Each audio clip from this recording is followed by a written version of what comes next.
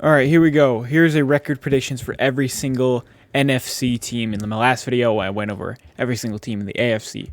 And in my next video, which is going to be the final video in the series, I'm going to be giving my MVP prediction, my Offensive Player of the Year, Defensive Player of the Year, and I'm going to be giving my Super Bowl winner. So let's get right into this video. I accidentally had two mathematical errors in my last video that I'm going to address right now. So I had the Chiefs as a 13-4 team. I meant to have them as a 12-5 team. They're still going to win the AFC West. And I had the Bills as a 14-3 team when I meant to have them as a 13-4 team. And once again, here are the mathematics, so you know that everything is correct. 544 games, 272 losses, 272 wins, 544. It all equals out. So these are accurate record predictions. Start off with the NFC East. I have the Giants going 5-12. This Giants team had one of, if not the worst, offense last year, consistently doing a QB sneak on the goal line. Joe Judge was a horrible signing. I know they were in contention for the playoffs in 2020, but they're 6-11. They went 4-13 last year, and I think they're going to go 5-12 this year. Their team isn't very good. Daniel Jones is shaky, but they're getting Saquon back, and Kadarius Toney is looking more like he's not going to be on the team every single day. Their defense is basically the same, but they cut James Bradbury, cap casualty. They're trying to do a rebuild. I do like Brian Daboll. I thought that was a good hiring, but this team really didn't improve other than getting two really good pieces in Caleb on Thibodeau and Evan Neal. This team is going to struggle. I have them going 5-12. The Washington Commanders are almost in the same boat as the New York Giants. This is probably going to be a 6-11 team.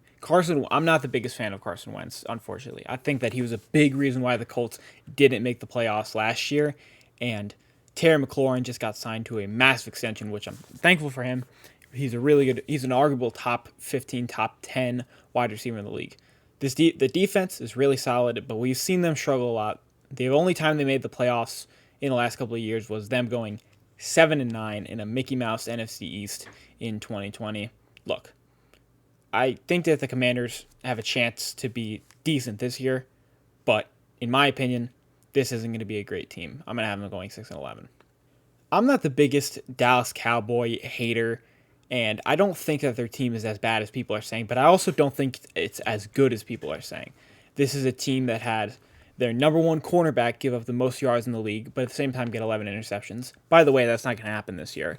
They have Dak Prescott, who got paid very much for being a top 15 arguable quarterback, and they're paying Zeke around $20 million a year to have 4 yards per carry and have his backup outplay him. The offensive line is getting battered more and more every single year. They're starting to lose pieces like Travis Frederick, who retired a few years back. But they have Micah Parsons, who is a superstar already. I think this team is going to go 9-8, but I see them missing the playoffs because I think the Eagles got way better this offseason and are going to be in a better spot this year. Also, side note about the Cowboys, this might be the last year of Mike McCarthy, just not looking like a good head coach. I have the Eagles winning the NFC East and being the first in a while, because I really like how they address this offseason. They have a top 3 offensive line, at minimum top 2. They traded for A.J. Brown, who they traded a first-round pick for. Got Jordan Davis also in the first round. They have another first-round pick next year because they absolutely fleeced the Saints. Jalen Hurts is probably going to take a big step up as them being a run-first offense, having a really good offensive line. And I think Devontae Smith is also going to have a good year, the Heisman winner, of course. I think that the defense is going to hold on long enough. But this isn't going to be like a superstar team, but they are going to win a lot because they're in a weak division and they're in a weak conference. The NFC is a lot weaker than the AFC, and I think the Eagles have a chance to thrive because their team is just a lot better than a lot of other teams in their not only division but in the conference. So I have them going 10-7 and winning the NFC East. Moving on to the NFC North, I have the Chicago Bears finishing as the worst team in the league, having them 3-14.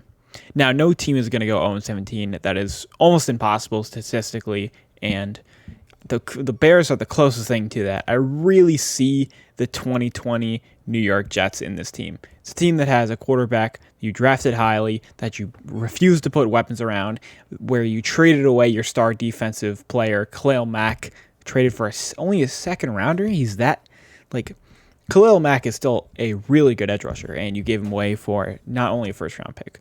The receivers they got in free agency was Byron Pringle. They traded for N'Keal Harry for a 7th-round pick, and they drafted Venus Jones, who is not a good player. His route running is horrible. But the one upside is that you have Justin Fields, and then you hope he at least shows some type of franchise ability in him. But it's going to be really hard because his team is so bad. The offensive line is bottom 5. The receiver core is the worst in the league. The defense is bottom 5 as well. It's going to be very hard to see this Bears team win a couple of games. So that's why I have them 3-14. The Lions are a team similar to the Jags and Jets where they have very high upside. But at the same time, we should never fall into that Lions trap. Don't fall into the Detroit Lions like pit. They draft really well. They always do this. Everybody's like, oh, Lions are going to be one of those fun teams this year. They were 0-8-1. They were 0-11, I'm pretty sure. This is a team that does not start out hot at all. And this is a team that consistently loses close games. And I think people think that losing close games means you're close to winning. But it's the NFL. Close games do not matter. At the end of the day, it's the difference between wins and losses. If you can't win close games, then you're not a good team. Listen, I really do think that the Lions could potentially be a team that has playoff hopes in the next couple of years. But this is not going to be a team where they're going to win the division. They're going to be close to being even second. I see them going 5-12, but in future years, they could be good. I think they do need to find a franchise quarterback. Jared Goff, he needs to have some type of simplified system. The offense around him is going to be good. They have a good offensive line. Their defense is fine. They got Aiden Hutchinson, who's going to be double-teamed like more than half the time. Hopefully Jeff Okudah does something good. I know he was a 3rd overall pick, but I have the Lions going 5-12. Minnesota Vikings are a very interesting team. They have a new coach, offensive coordinator from the Rams. His name's Kevin O'Connell. This guy's going to implement a pass-first offense for the first time. The Vikings have been a run-first offense for a long time now. And Kirk Cousins is going to air it out. And Justin Jefferson, look, I think that Jeff Jefferson could be the next offensive player of the year. I have the Vikings barely making the playoffs. And I think a lot of people think that the Vikings are going to be one of the really good teams, but they always disappoint because they have so much talent on the roster, but Kirk Cousins is unable to elevate the Vikings to one of the Super Bowl contenders. This is a team that's had a historically bad defense for the past couple of years that's been selling them, especially. I think that the offense could carry them, especially in this really weak NFC. The playoffs, I have them as 9-8, and I think Justin Jefferson could have a really big year. Look, don't get me wrong, Davante Adams is probably the biggest loss out of any team in the NFL. The Packers are not going to be the same without Davante Adams. But at the same time, Aaron Rodgers is a back-to-back MVP. He's going to make those smart decisions. He's not going to get 10 interceptions or whatever. Look, this team is better than the rest of the NFC North teams. They have a top 10, arguable top 5 defense at their peak. They've just got a lot of talent throughout their entire roster. I think Rashad Gary is finally going to have that breakout 10-plus sack year. I think they're in contention to sign Julio Jones. That would be a fun signing. But look, Sammy Watkins and Christian Watson are going to be the main target getters on this team. Christian Watson is going to be the MVS guy, and Allen Lazard is probably going to have a breakout year as well. I don't know how this Packers team probably does not go far in the playoffs, but they're still a good enough team to make it a minimum 10 wins. The running back core is arguably the top in the league with A.J. Dillon and Aaron Jones, so have them winning the NFC North. Okay, this is NFC West time. And to start off, we're going to go with a team that's rebuilding, the Seattle Seahawks. Just traded Russell Wilson for 2 first-round picks and 2 second-round picks, I'm pretty sure. Look, this team is hard rebuilding, even though they just paid 2 safeties upwards of $18 million a year. I think Quandre Diggs is getting paid $15 million a year. Look, this Seahawks team is going to struggle. Drew Lock, it's either Drew Lock or Geno Smith as your quarterback. DK Metcalf is probably going to complain quite a bit that he's not getting targeted enough when he's probably going to get 180 targets as the only receiver other than Tyler Lockett, who is supremely underrated. The offensive line is once again bottom 5, as it always is. But Rashad Penny, man, he showed a lot of heart last year. He was rushing for like 100 yards a game in the final 7 games of the year. Chris Carson, hopefully he recovers. It looks like he's not going to play again. And the draft class wasn't that bad. They got Charles Cross and Kenneth Walker. They're going to try to get as many building pieces as they can. And I see them going 5-12, but they have the potential to be a 4-13 team. This one is a quite popular opinion right now that the Cardinals are not going to make the playoffs and that Cliff Kingsbury is going to be fired after this year. Cliff Kingsbury and the Arizona Cardinals especially, they can't play in the second half of the year. I mean, they went 4-7-1, or they went 4-7, excuse me, in the last couple of games of their season. I mean, the Cardinals just completely fall apart at the end of seasons, especially Kyler Murray, who's supposed to be their cornerstone quarterback. After weeks 9, he is a below-average quarterback. He usually starts off the season as an MVP candidate. They traded for Hollywood Brown, who was Kyler Murray's college wide receiver, but they lost Chandler Jones on the defensive end. And they have Budda Baker, and they have Byron Murphy. They have nobody to cover wide receiver ones. Byron Murphy's a slot, and Budda Baker is a box safety. Isaiah Simmons is really shaky at linebacker. It doesn't seem like he has a role, even though he's supposed to be such a versatile player. They lost Hassan Reddick last year. JJ Watt is getting a lot older. Rodney Hudson is holding out now because he thinks he might retire. Look, this Cardinals team probably isn't going to make the playoffs, and I have them going 9-8. The 49ers are one of the least and most interesting teams in the league. Trey Lance is a very interesting prospect out of the 3rd overall pick from NDSU. Jimmy G is still on the team. We don't know if he's going to be moved or not. Seems like they just don't want to trade him. And their offensive line lost Lincoln Tomlinson, who was a Pro Bowler last year. But they still have Trent Williams, who is a 99 in Madden. First offensive tackle to ever do that other than Joe Thomas. Deebo Samuel is a star wide receiver, but he might hold out. Brandon Ayuk could have a breakout year. Without Deebo Samuel, Trey Lance probably fails. But with him, Trey Lance probably thrives. This defense is really good, especially with Nick Bosa, Eric Armstead. They just signed Travarius Ward from the Chiefs, and the 49ers definitely know how to develop their defensive stars. But Robert Saleh left and is now with the Jets. This is going to be a 10-7 team just because we saw what they did last year with Jimmy G. They'll just make the playoffs. They'll be a wild card team. They're not going to win the division. This is just going to be a solid team. I have the Rams at 12-5, being the best team in the NFC West. Look, this is a team that completely shelled out money, gave away money like it's like no tomorrow. It's like the salary cap didn't exist for them. They got Bobby Wagner. They re-signed Aaron Donald to the biggest defensive contract of all time. Matthew Stafford got a big payday. I'm pretty sure they restructured Cooper Kupp's contract as well.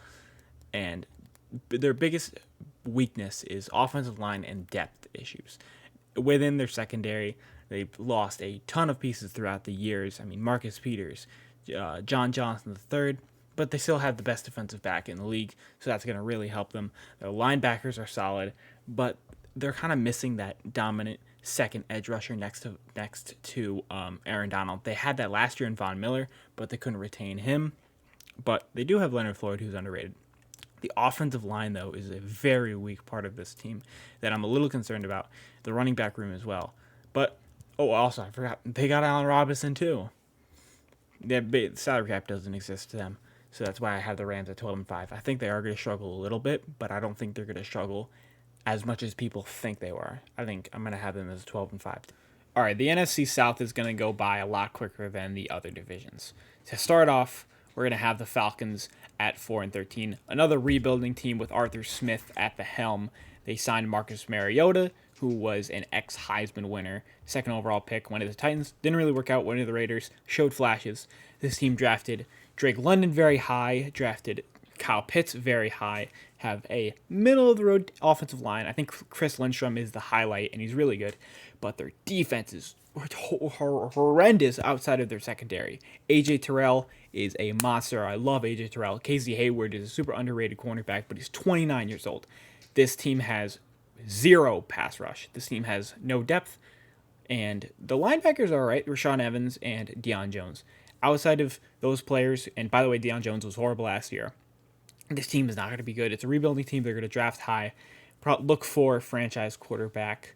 And yeah, there's nothing more I can say about the Falcons. The Panthers are another one of those teams where they were supposed to be a really good team with a lot of upside, but then Sam Darnold, injuries, depth issues came into play, where Christian McCaffrey could not stay healthy for the past 2 years. They traded for Sam Darnold with a second-round pick, which ended up being not great. He had 9 touchdowns to 13 interceptions last year. The offensive line is a weird mix. They drafted Ikwakwanu, who hopefully will help with that issue. DJ Moore is underrated. Robbie Anderson is kind of a non-factor at this point with Sam Darnold. But they did just trade for Baker Mayfield, will hopefully elevate this team from a 4-win team to a 5-win team. Because Baker Mayfield is an upgrade over Sam Darnold, but he's not a severe upgrade over the Sam Darnold where it would make this team a 7-win team. The defense is all right. It was an elite group, but Matt Rule is not a great head coach. I can see him being fired this year, so I have them as 5-12. This has started to catch on, but people are realizing that the Saints actually have a supremely underrated team. Jameis Winston will stay underrated. I'm actually quite a fan of him. I think his antics are really funny. The receiver room has got Michael Thomas. He's got Jarvis Landry. He's got Chris Olave. You got Alvin Kamara, who might be suspended. Probably is only going to be 6 games for getting arrested after the Pro Bowl. The defense is good. You got Cameron Jordan, who's been super consistent throughout his entire career. You got a good secondary. You got some decent linebackers there. This team is going to compete in the especially weak NFC South and NFC. Probably will make the playoffs by the hair on their chinny chin chin. I think that they're going to go 9-8. And finally, I have the Tampa Bay Buccaneers as a 12-5 team, finishing with the 2nd seed in the NFC. This is a team that's going to have some weird struggles, especially against the Saints. They're going to have some weird losses, but they're also going to have some really good wins. Now, Leonard Fournette is question mark because he's coming in at training camp at 260 pounds. But this is a really good receiver room in Mike Evans, Chris Godwin, Russell Gage, and Tom Brady is a top 4 quarterback, arguably the top 3 because of his really good season last year. And this is also a top 5 defense on paper. You got really good linebackers, you got good cornerbacks, you got Andrew Whitehead, who's a top 10 safety in my opinion, and you got a solid defensive line getting Akeem Hicks on a very cheap deal. So I had this team as a 12-5 team. They're going to have some weird losses, but they're also going to have some good wins. At first place, we have the Rams. They have the hardest strength of schedule, and I have them going 12-5, which means they're going to be the 1st seed. Tampa Bay Buccaneers are going to be the 2nd seed due to the record. Green Bay Packers winning the NFC North are at 3. Eagles winning the NFC East at 4. San Francisco being 10-7, having the 5th seed. The 6th seed is going to be the Vikings due to strength of schedule, and the Saints are going to be at 7. Now, the Cowboys are at 8. Even though they have the same record, but that's because the Cowboys have one of the weakest strength of schedules in the league. And I have the Cardinals, who I can see potentially making the playoffs, but I don't see them realistically making the playoffs. There is a tiny bit of a chance, though, and that's why I have them still in the hunt as an 8-9 team. But let me know your thoughts about these records, what you would have changed to, what you think your favorite team is going to end up having. Make sure you like, comment, subscribe. Make sure you tune into my next video where I give my MVP and Super Bowl prediction.